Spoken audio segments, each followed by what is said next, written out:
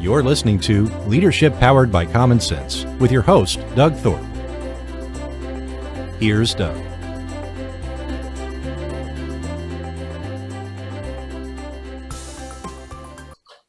Well, welcome everyone. This is another episode of Leadership Powered by Common Sense. I'm Doug Thorpe, as always, and today I have a new friend and somewhat colleague. Her name is Michelle Nedelec. Michelle, welcome to the show. Thank you for having me. I'm excited to be here. Yeah, Michelle and I met through a really powerful network of podcasters and entrepreneurs, and it's an exciting thing. We'll probably talk about that in a little bit, but what I'd like to do, Michelle, just as is a bit of a tradition on this show, tell everybody a little bit about your background and journey and what kind of experiences have gotten you to where you are right now. You want the 5-second version? Or yeah, we'll have to 3 keep hours? it short. We'll have to keep it short.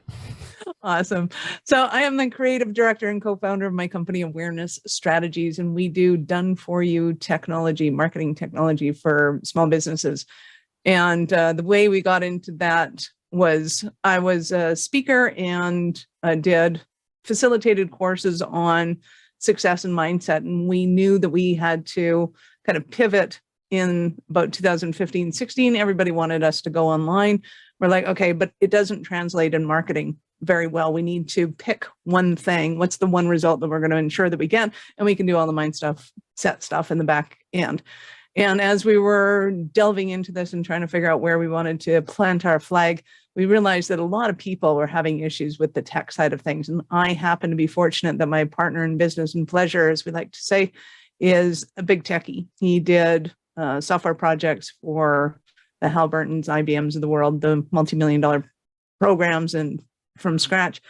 And so knowing that he was capable of doing it, clearly, I said, let's go do this. You do the work, I'll sell it, and I'll go have fun, talk to other people on podcasts, and you go do the work. And so that's what we do. That's awesome. So help us understand a little more about the range of services that are in your offering. Absolutely. So we start from the website, if you will, from the face value of a company, kind of the looking into the company. And then more importantly, we're structuring the work that we do around the technology of the company. So we're looking at the CRM and how that integrates with their emails, their affiliate marketing, their opt-ins, their course management, and then whatever other peripheral work somebody might have. So in the speaking realm, it's making sure that your clients have access to your courses and that that's all working well, and that your landing pages and your website is attractive to those people, and that you have the right pages up for events or challenges, things like that, depending on what they have. And then getting into kind of the professional realm of the business automation and looking at how does marketing integrate with sales and. So we're looking at everything from their strategy all the way down to the tactics, and if they need videos edited and things like that, we have people that focus on that. So we have specialists in almost every area that you can imagine in digital marketing. Oh, great. Well, so is there a particular sort of avatar or profile target company that you best serve? We are looking at kind of the $1 million to $20 million companies right now, and they can be in almost any industry because a lot of them operate the same way.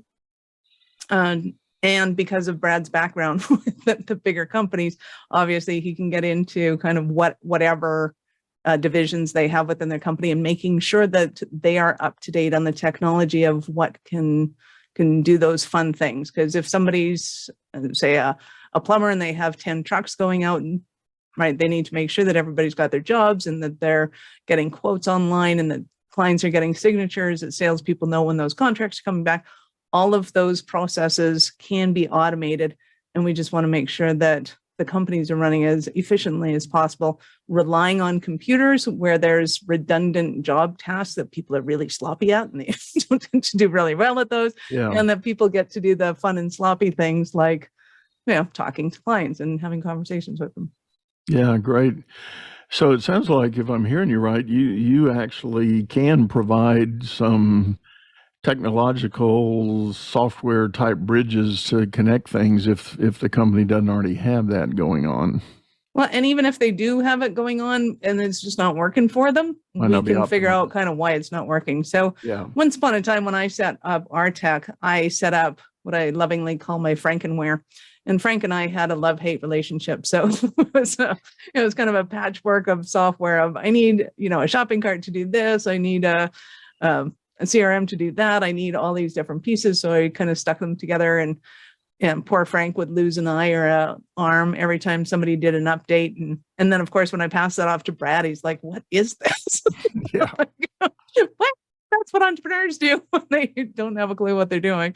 And so, yeah, he discovered a system that could do everything I wanted to do and more, a lot more effectively than poor Frank. So we dismantled Frank. Yeah. Yeah. I like that description. And boy, it's spot on, I think, with what a lot of business owners start out with and evolve into. Mm-hmm. Because, you find a piece that looks like it's really good, like a CRM, and then even in that, you might go through 2 iterations of that before you kind of zero in on something you like. I know I burned through about 4 different CRMs because I, don't like that one for one reason and this one for another, and so on and so on. But so I'm just curious. All of that aside, let's talk a little bit about maybe your own reflection as a person developing an ongoing and scaling business. What are some of the bumps in the road that you were confronted with and had the biggest challenges getting over and through? Well, one of besides your Frankenware.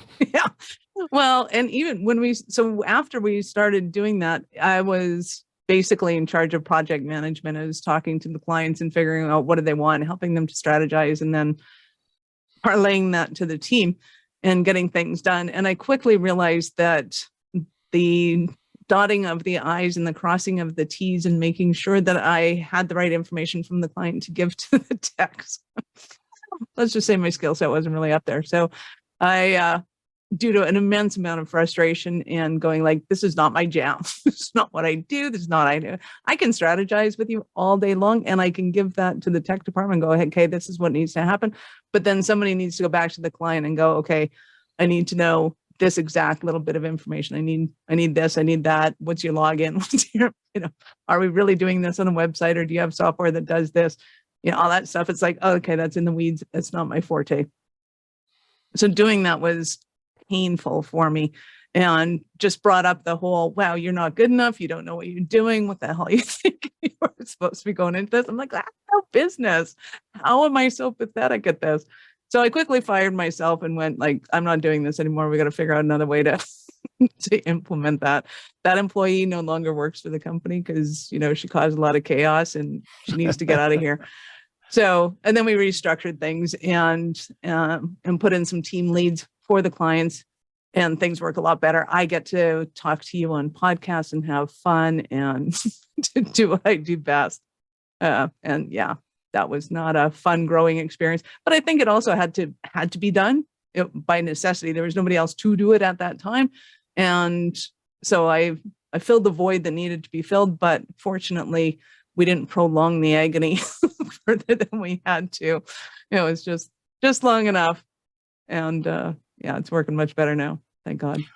Well, what I'm hearing is even in, with the basic business model being about creating deliverables for clients, you're right. If you, the founder, you're great at the strategy, big picture stuff, talking people through, solving problems, but then when you agree on a direction, handing that off to the tacticians and technical people that can make it happen and actually turn it into something is, can be a daunting challenge to an owner to give up. And that's where I spend most of my time coaching and advising business owners, is in that, let go, release the grip on the steering wheel. You're okay. It can be all right. and or step away from the car, whatever it may be. Back away slowly. And that is it is a gut wrenching moment sometimes. Well, and there's fun aspects to it too. That, I mean, oftentimes we'll find the thing that we're not good at, we want to get rid of quickly. It's like, and we'll make the mistake of giving it to anybody, which is also a mistake. A lot of people do that in their tech. They get a VA and they go, here, go learn the software and figure it out. And it's like, I have no clue what I'm doing when it comes to software. Like, why would you? I can organize your desk like until the cows come home, but don't ask me to be, knee deep in tech. So that in itself can be a big mistake, is just wanting to get rid of it to anybody. And the things that we love to do, but they create bottlenecks in our system. So if I'm the most fantastic, painter, and I'm not letting anybody in my business paint because I want to make sure that it's all done right, that one can, halt a company faster than anything. And it's that love of doing the thing. We got to figure out, okay, if I'm going to do the thing, then who's going to run the business? Right. And what do you think are some of the reasons that owners hang on to that thing, like wanting to be the painter? Sad to say, I think a lot of it's ego. And I get it that, when we do the sales pitch, we're selling ourselves. We're going, hey, it's going to be awesome. It's going to be perfect. I know it's going to be perfect because that's how I do it. And then we hand it off to somebody else and it's not perfect. And we're like, okay, we're not doing that again. Instead of looking at the overarching conversation that we're having with our clients, going, do our clients even expect it to be perfect? Or do they want it to be, the right color? Do they want it to be the right look and feel? And oftentimes, done is the new perfect. And especially if we're having the proper conversation with people, that they want to get the result. And what does perfect mean to them, not necessarily just us? And how do we empower our team to be able to create that for them? Yeah. That is so hard, and sometimes the more I do this kind of work, what I realize, sometimes people are hanging on to things because they honestly don't know what it looks like if they'll hand it off. Right. And when I say that, I'm talking about a very basic level of, if for whatever reason you've actually never managed people before. Like you didn't come out of corporate where you were managing people. Now you've started a business and you're running things. If you've just been an accountant or an engineer or something like that, and you've started this business and you've actually never managed people, you can hear a coach all day long tell you got to let go, you got to find a VA, you got to hire a person, and it's a dark mystery on what that would look like, and how do I even think about doing that? It's terrifying. And a lot of people make the mistake of waiting until they need to have somebody. And I think the problem with that is that my advice to people, especially entrepreneurs, when they're acquiring a new asset of any type, whether it's human resources or otherwise, is to ask more questions than you're putting money on the table. And in order to be able to do that, you have to be in a position where the alligators aren't consuming you. They're not biting at you right now, right? You need a little bit of space to be able to go, oh, and what kind of questions should I be asking? And, what does this really mean? And you said this thing over and over again. I have no idea what you meant by that. What is that? And oftentimes if we're stressed by a decision, we won't step back and ask, what did you mean by that? And we're just taking a salesperson's pitch at face value and going, oh yeah, clearly it's epic and awesome because you just told me it's epic and awesome. we get stuck going into a whole lot of stuff that just doesn't work out the way we thought it should.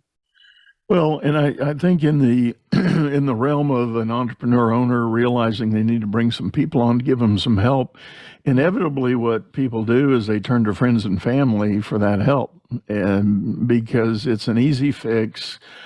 Your uncle or aunt or sister-in-law may be willing to work for cheaper. That's a horrible. My nephew's really. It's a good horrible word. Grammatical statement, but we're going to coin that phrase now. Yeah. Horribler. and they come in, and so you give them a task, and now they start chipping away, and now you identify another task, and pretty soon this little job description you've created is very disjointed down at that person's level, yet they're contributing and they're helping you go somewhere, but maybe they don't have the ability to do, like you said, the person you dump a tech assignment on a VA, not necessarily a good match. Right. And I see a lot of people do this, especially with their spouses. Your nephew and stuff, you go, hey, they play computer games. They must know computers well. They can do it. But nephews usually have the wherewithal to go, I don't have a clue what I'm doing anymore. Whereas with spouses, it's almost like we're obligated to fulfill on something, even though we don't know how to do it. And fortunately, Brad and I have worked together for 20 some odd years, and our desks used to be literally an inch away from each other until I got into podcasting, and I talked too much. But it is really hard for people to give their spouse an assignment and say, hey, can you just take care of the accounting for me? Because clearly one person in the relationship is going to be better at the accounting side of things than the other. It's very rare that both of them are pretty good at that. Mm-hmm. And so somebody goes, yeah, sure, I'll take over that. And then it becomes hey, this is not what I signed up for. Yeah. And they can't kind of hit the pause button and tap out.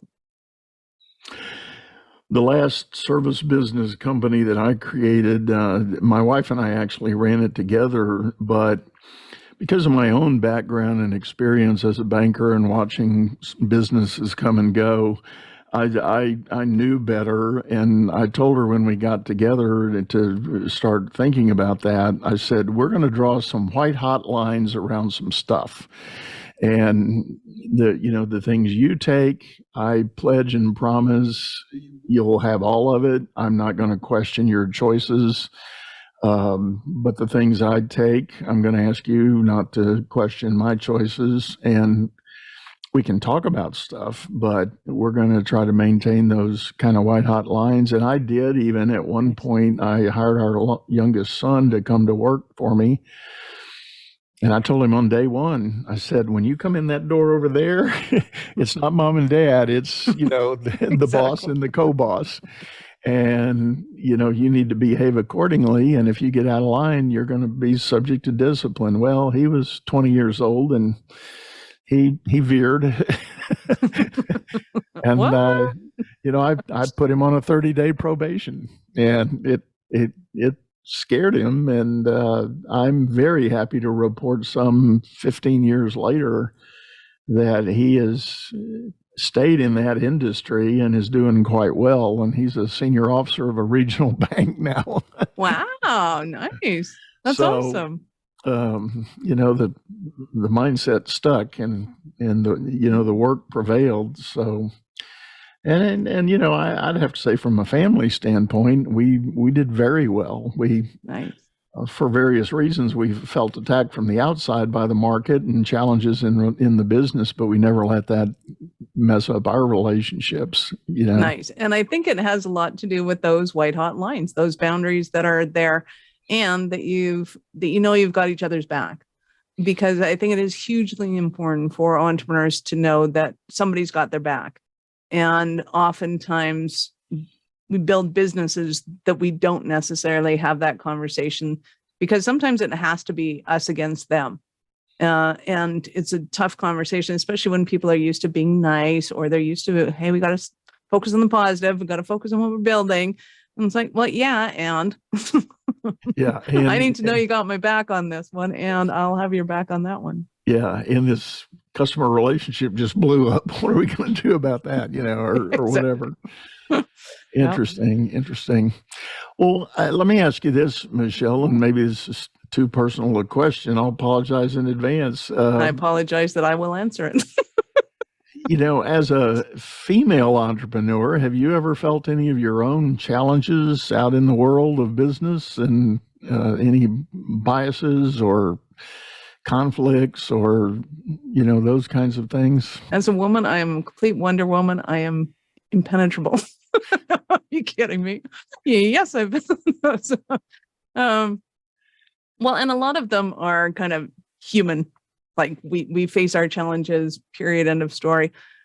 And I think too, I was always jealous growing up of people who had entrepreneurs as parents, because I think that the dinner conversation was a lot different than it was at our family. My dad was an electrician when he graduated from high school, went into electrical, and was an electrician well past when he retired. He's in his 90s and he still can't stop himself from looking at somebody's electrical when he walks in the house. And it's there. So there's an element there of kind of, my parents never really knew what I was doing. They still particularly don't know what I'm doing. And like, they have no concept of what a podcast is. It's like, it's kind of like a TV show with noise. Yeah. Like, oh, okay. Yeah. So I didn't necessarily get kind of it's the girls against the guys kind of thing. And I've always had kind of a sassier attitude that if I walk into a room full of men, it's like, yes, this is my room. I own this room. Yeah, good for you. You start getting a bunch of women together, it's like, oh, now there might be some competition in here, and it's a one-way street. So yeah, I've always had kind of a very different attitude about the boys' room. To me, it's just a challenge to overcome, because I think too that especially now in business, a lot of the old boys club is trying to figure out, like, how do we get some creativity in here? How do we get some else in here? And if people are uncomfortable with that conversation, I'm happy to ease the conversation, have a few jokes, lighten it up. Like, it's not that serious. It's just, we're all fumbling in the dark trying to figure out how to work this thing out. And, how do we figure it out? You're creative in this area. Awesome. How do we use that? Yeah. Well, I asked the question because as some of my listeners know, I've talked about this before. I had what I count as a good fortune to grow up as the only child of a single mom, and she had the gumption to quit her day job while I was still in school to go start a business. Good for her. And that's awesome. I watched her do that. And at the time when all that unfolded, I really was too young to appreciate what was really going on. I just knew she was working hard. And, that became my summer job, is helping her on her work. But the thing she was doing, she was an interior designer, which put her on home construction job sites. Yep. And I can remember at 5 years old walking around, watching guys framing. Let me back up. She worked for a home builder. That was her day job before she quit. So, I can remember walking around job sites, and she was a little, 5 foot something, 98 pounds soaking wet. And there were all these old gruff superintendents and subcontractors out there, and she had them lined up against the wall. I mean, Right. it was like, no, Good for her. That wall does not go over there. It's got to be moved. And, she made it happen. Good for her. That's awesome. I love hearing that.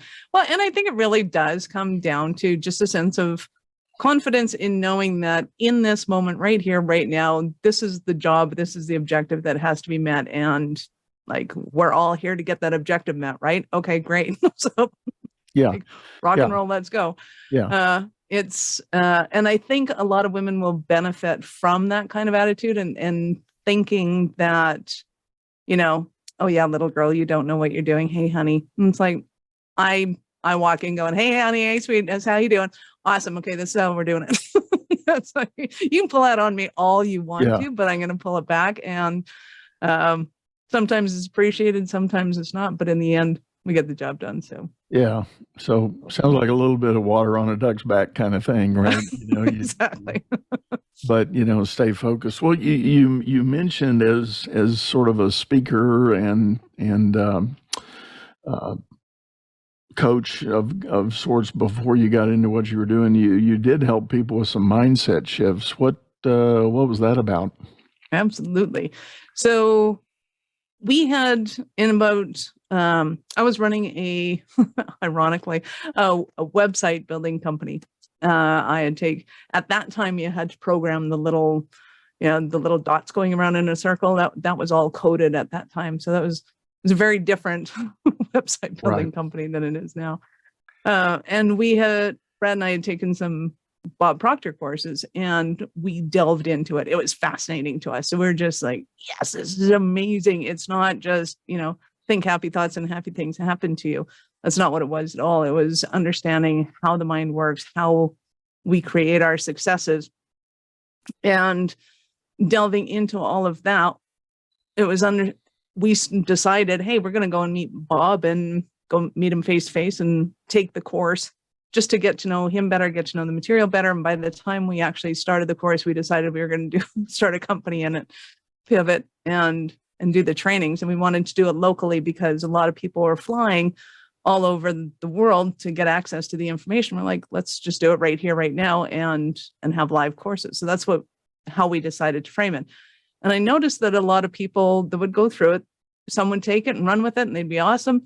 And some of them, things were holding them back. So I started studying more of the mind and how it works and how we get in our own way with things. And then I started a company called Success Therapy, and being able to help people get to the root cause of their limiting beliefs and what's stopping them.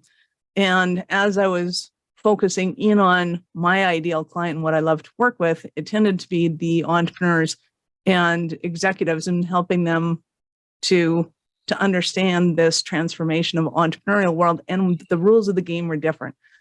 So a lot of our clients tended to be the CEOs or C-suite levels that got a buyout, and then they'd start a franchise. And they'd be like, okay, so where's my help? Where's my secretary? You don't get those anymore. That's not the way this works. Go hire one if you want one. You don't get direction from the board of directors anymore. This is you. This is you. And having to self-promote and having to get up and speak. And there's just so many things that they didn't have to do in their previous life that they had to do now. And themselves getting in the way of it every single step of the way. So being able to catapult that and change not only the mindset, but then also looking at, okay, well, I heard I should do this in marketing. Like, I've never done marketing before. I ran a company. Like, oh yeah, okay, do this, don't do that. Okay, let's strategize in this. Where are we going with this? And so a lot of it just became that executive coaching and helping them to build their own $1 million businesses and to succeed in ways that they just wouldn't have been able to without becoming entrepreneurs. And it was awesome. Yeah.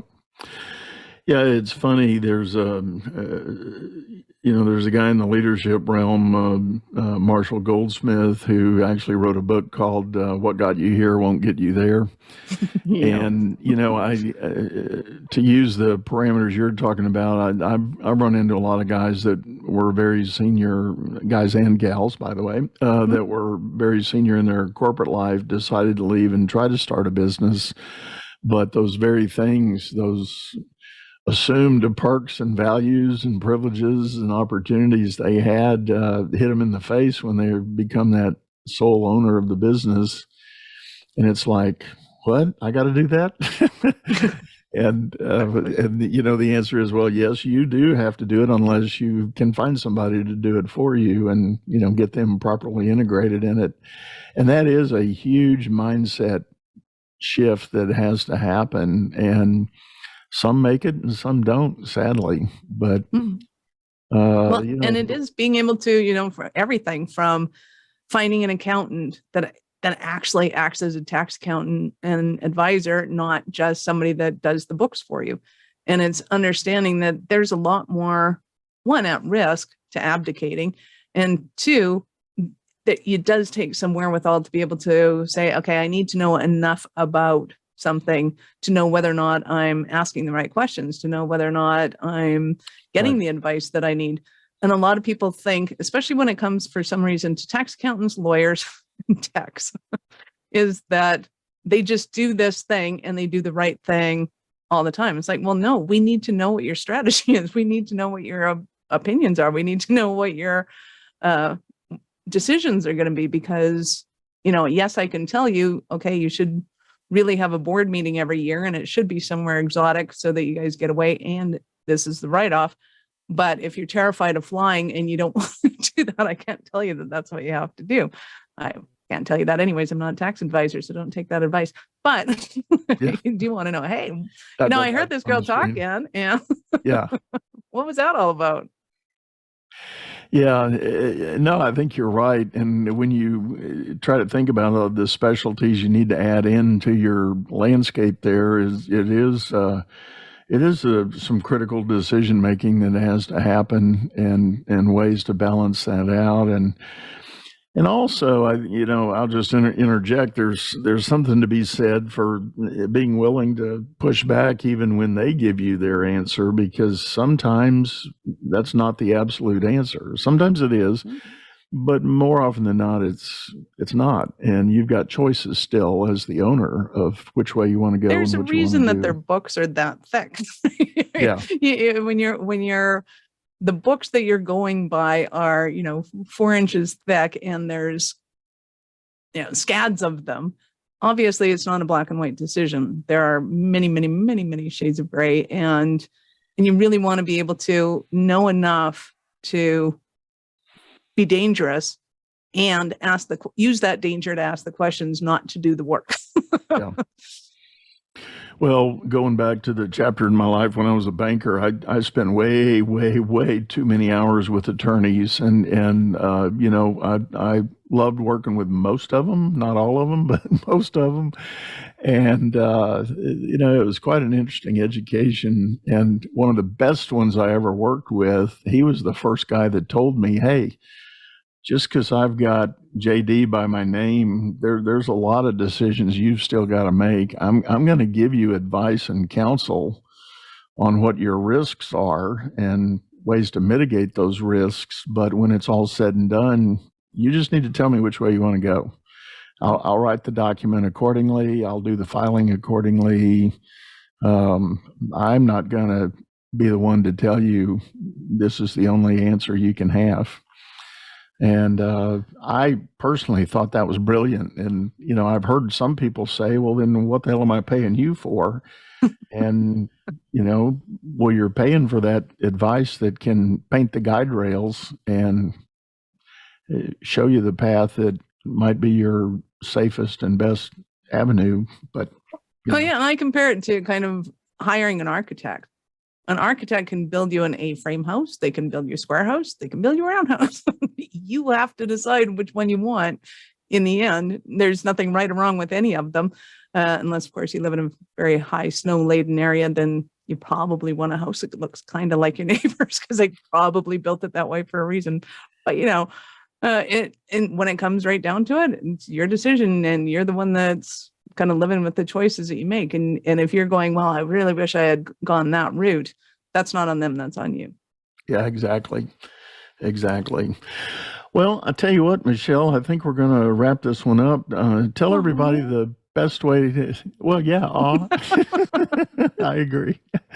Tell everybody the best way to get a hold of you if they're interested in learning more or asking you for some help. Absolutely. Well, I'd love to give your audience a gift, if I may. Please do. Yeah. Awesome. So we have a website audit that is normally a $500 product. It gives you about a 40 page report of all your green lights, your yellow lights, and your red lights, meaning that the Google gods will stop traffic from coming to your site if you disobey their rules, kind of like traffic cops. So they put out the red lights, and any of those that you get back, you want to make sure that you set up properly. They usually involved a bunch of acronyms in the back end of your website, but you want to make sure that those are all set up properly so that you're getting traffic to your site. You'll get a bunch of green lights, which are awesome. That means that Google's allowing the traffic to go to your site. They're allowing people to see that and go through. And then you'll have a whole ton of yellow lights, which Google's slowing down your traffic. And you may or may not want to kind of look at those areas. It's kind of like the gray area of the search engines. And at the end of that, once you get that report, you'll get a link to connect with me. And I'm happy to go over the report with you just so that it's in English, you understand it, you can take it back to your team, do whatever you like. And if you want to ask questions about strategies or tech or whatever your heart desires, I am open for that conversation. That's awesome. Well, we will have a link for that in the show notes that we'll share with everybody. So thank you for offering that up, Michelle. That's great.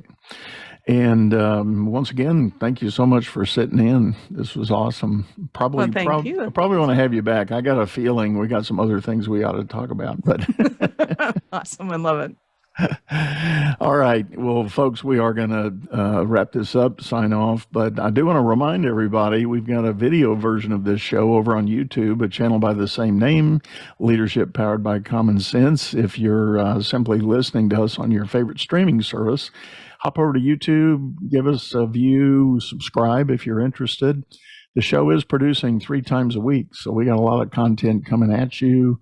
We have some other great guests in the queue, and you'll want to hang in there and get the notices about upcoming episodes. So thank you for sitting in right now. Hope to see you again real soon. For now, we're going to sign off, say goodbye. Have a great day.